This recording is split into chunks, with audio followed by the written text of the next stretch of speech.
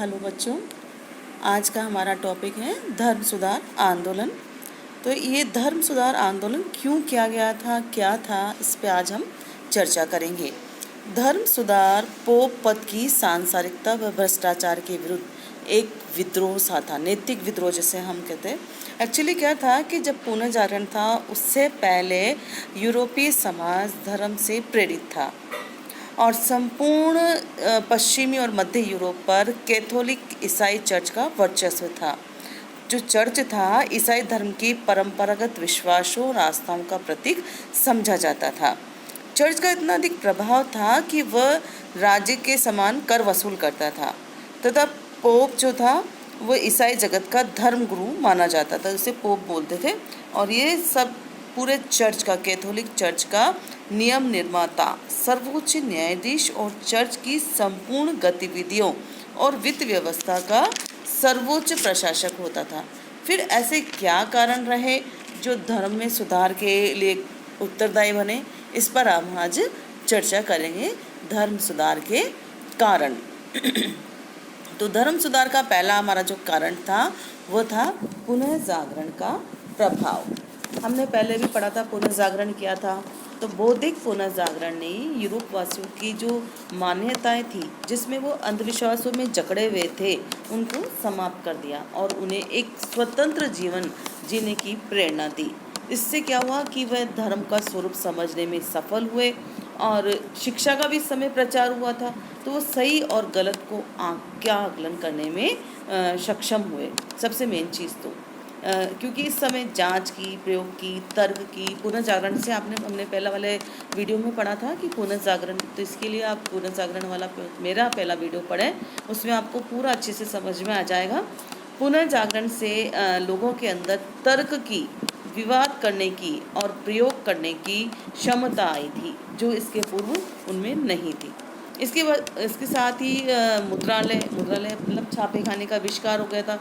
इससे क्या था कि जो धर्म की गूढ़ बातें वो किताबों और साहित्यों के माध्यम से हर लोगों तक पहुंचने लगी और उनमें पढ़ाई के प्रति रुचि जागरूक हुई और उनमें बौद्धिक जागरण हुआ। तो ये धर्म सुधार आंदोलन का कारण था। दूसरा, चर्च की आंतरिक कमजोरियाँ कैसे, आपस में उसमें मतभेद हो गया था। एक्चुअली 1378 में जो पोप ग्रेगरी था वो उसकी मृत्यु हो गई थी। तब पोप पद के लिए मतभेद उत्पन्न हो गया था। इससे मतभेद उत्पन्न होने से क्या हुआ कि पोप पद को गहरा आघात लगा या उसकी प्रतिष्ठा पर गहरा आघात लगा। अब दो पोप चुने गए, एक तो रोम का था और दूसरा फ्रांस का। अब जो रोमन वाले पदाधिकारी थे उसको इंग्लैंड, फ्लैंड्सबर्ग, स्कॉटलैंड देशों का समर्थन प्राप्त था और जो दूसरे को फ्रांस और उसके मित्र देशों स्पेन, नेपल्स, सीसली, स्कॉटलैंड आदि का समर्थन प्राप्त था। तो इस तरह से क्या था, जो यूरोप था दो खेमों में बढ़ गया था। अब जो पोप किसी भी कैथोलिक जगत का एकाधिकार नहीं रहा। पोप पद के लिए होने वाले संघर्ष में जनता के मन में पोप के प्रति जो विद्यमान श्रद्धा थी और निष्ठा थी वो कम हो गई, क्योंकि अब तक तो सामान्य आदमी जो था वही मानता था कि पोप धरती पर ईश्वर का प्रतिनिधि है। साथ ही अब क्या था, धीरे धीरे लोगों ने, जो तत्कालीन विद्वान थे, उन्होंने चर्च के कार्य को लोगों के सामने उजागर करना शुरू कर दिया। अब पुनर्जागरण की वजह से जो छापे खाने के आविष्कार हुआ था, उससे बहुत से लोग पढ़ना लिखना भी जान गए थे और वह रुचिपूर्वक चर्च की आलोचना और बुराइयों में अपना विचार प्रकट करने लगे। और एक अन्य कारण था पोप का या धर्म का विरोध करने के कारण या धर्म सुधार आंदोलन का कारण कि पोप और उसके जो उत्तराधिकारी थे वो अत्यधिक शानो शौकत और विलासीपूर्ण जीवन जीते थे। कुछ धर्माधिकारियों के तो औरस पुत्र पुत्रियों की समस्या ने ही यूरोप में अशांत वातावरण उत्पन्न कर दिया था। बहुत से धर्माधिकारी अपने कर्तव्यों का ही पालन नहीं करते थे, तो लोगों में ये विचार उत्पन्न होने लगा कि जब ये अपने कर्तव्यों का पालन ही नहीं करते तो इन लोगों की शानो शौकत पर हम अपना धर्म या हमारा धन क्यों बर्बाद करें। काफ़ी लोग थे जिन्होंने इसको रोकने के लिए, चर्च में विद्यमान भ्रष्टाचार को रोकने के लिए इससे पहले भी प्रयत्न करें, किंतु उन्हें दबा दिया गया था, उनके विद्रोह को दबा दिया गया था। लेकिन अब धर्म सुधार आंदोलन की अत्यधिक आवश्यकता थी और इस सुधार आंदोलन की धीरे धीरे पृष्ठभूमि भी तैयार हो चुकी थी। नेक्स्ट हमारा पॉइंट आएगा राजनीतिक कारण। राजनीतिक कारण किस तरह से राजाओं से और पोप का आपस में क्या दुश्मनी, इसके बारे में हम इस पॉइंट पे चर्चा करेंगे। एक्चुअली जो पोप था उस पर पूरा अधिकार था उसको कि वो रोम और उसके आसपास के जितने भी राज्य थे उसके राज्याभिषेक भी पोप करता था, उसके प्रतिनिधि भी पोप की स्वीकृति से होता था। पोप उन राज्यों के घरेलू वैदेशिक मामलों में भी हस्तक्षेप करता था। पोप के आदेश से किसी भी कैथोलिक शासक को उसके धर्म से बहिष्कृत किया जा सकता था और शासक की प्रजा को भी उसके विरोध विद्रोह करने का आदेश वो पोप दे सकता था। साथ ही पोप जो है यूरोपीय राज्यों से कर वसूल करता था। तो इस प्रकार से हमने देखा कि पोप के पास असीमित राजनीतिक अधिकार थे। और इधर क्या हो रहा था कि जो यूरोप में राष्ट्रीय राजाओं में भी निरंकुश राजतंत्रों का उत्थान हो चुका था और राजाओं की शक्ति काफ़ी सबल हो गई थी और राजा जो लोग थे उनको पोप की राजनीतिक प्रभुता पसंद नहीं थी। तो दोनों में आपस में एक दूसरे की काट करना चाहते थे। दोनों वे भी पोप के प्रभाव से मुक्त होना चाहते थे, इसीलिए दोनों आपस में संघर्ष करना भी चाहते थे। पोप और राजाओं के मध्य दूसरा संघर्ष का एक कारण ये भी था चर्च के न्यायालय, क्योंकि जब हमने सामंती युग के बारे में पढ़ा सुना तो सामंती युग में रोमन न्यायालय और नियम लुप्त हो गए थे। तब चर्च ने लोगों को न्याय प्रदान करने के लिए अपने न्यायालय स्थापित किए थे। अब ये न्यायालय पुनर्जागरण और राष्ट्रीय राज्यों की स्थापना के बाद भी उनका अस्तित्व बना हुआ था। कई मामलों में जैसे कि विवाह है, तलाक, उत्तराधिकार, इन सब मामलों में जो फैसला था चर्च के न्यायालय ही करते थे। तब राजाओं को ये बात पसंद नहीं थी कि वे अपने न्यायालयों में इन न्यायालयों की बातों को रखें या उनके महत्व को कायम करें। कई बार तो स्थिति ऐसी आ जाती थी कि राज के न्यायालयों में और धार्मिक न्यायालयों में भी आपसी टक्कर हो जाती थी और इधर लोगों में भी जो धार्मिक न्यायालय हैं उनके प्रति विश्वास कम सा हो गया था। धीरे धीरे उनमें विश्वास उठता जा रहा था। कुछ विद्वानों का तो मानना था कि पोप और राजाओं के मध्य संघर्ष का एक मुख्य कारण चर्च की धन संपदा पर राजाओं की कुदृष्टि थी, क्योंकि चर्च के पास काफ़ी सारी भूमि थी और उसे इस भूमि की उपज तथा आय पर किसी भी प्रकार का कर नहीं देना पड़ता था। इसके अतिरिक्त चर्च नागरिकों से धार्मिक कर भी वसूल करता था। धार्मिक न्यायालय से भी चर्च को आय होती थी। तो कुल मिलाकर चर्च काफ़ी समृद्ध था और उसके जो पदाधिकारी थे बहुत भोग विलास और ऐश्वर्य का जीवन व्यतीत करते थे। दूसरी और राजाओं को भी पैसों की आवश्यकता थी, धन की आवश्यकता थी।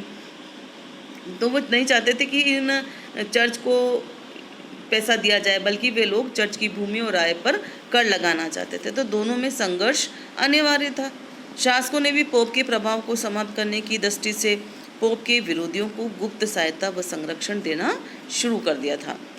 आर्थिक कारण में देखेंगे कि क्या है आर्थिक कारण। हमने पहले भी पढ़ा था कि पुनर्जागरण से व्यापार वाणिज्य का विकास हो गया था और नए नगरों का विकास हुआ, धन की वृद्धि हुई थी, जिससे चर्च और उसकी शिक्षाओं के प्रति लोगों की विचारधारा में काफ़ी परिवर्तन आ गया था और चर्च आध्यात्मिक गुणों और पारलौकिक जीवन के लिए तैयारी करने पर जोर देता था। परंतु अब क्या था, जो लोग समृद्ध बन गए थे या समृद्ध बन जाने में विश्वास करते थे वे अब आराम का जीवन व्यतीत करना चाहते थे। तो ऐसे लोगों ने के अलावा व्यापारियों को भी चर्च के अधिकारियों से बहुत सी शिकायतें थी, क्योंकि व्यापारी बहुत संकटों का सामना करके घूम घाम के धन इकट्ठा करके लाते थे, धन कमा कर लाते थे और जब वो आते थे तो उन्हें बहुत सा एक बड़ा भाग चर्च को देना होता था। तो शासक लोग भी व्यापारियों की मदद करने में असमर्थ थे क्योंकि उनके पास शक्ति का अभाव था। तो व्यापारी वर्ग ने शासकों को आर्थिक सहयोग दिया और व्यापारी का एक विरोध का एक कारण यह भी था क्योंकि जो चर्च था सूद दे पर कर्ज देने के विरुद्ध में था, परंतु व्यापार और वाणिज्य के विकास के लिए सूद पर कर्ज लेना आवश्यक था। इसीलिए व्यापारी भी उससे नाराज हो गए थे। तो एक कारण ये भी था।